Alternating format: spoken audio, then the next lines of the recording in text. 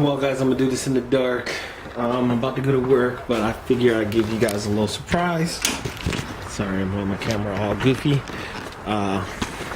Minus this thing being really clean right now. Look who's up and running and is feeling better. Still got a little bit left to do.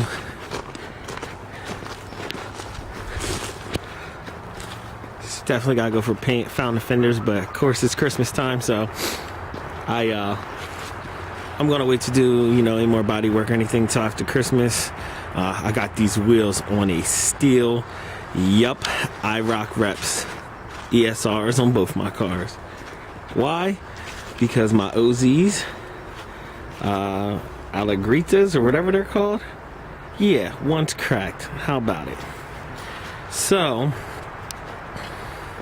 Reps for the win. Subi's running good.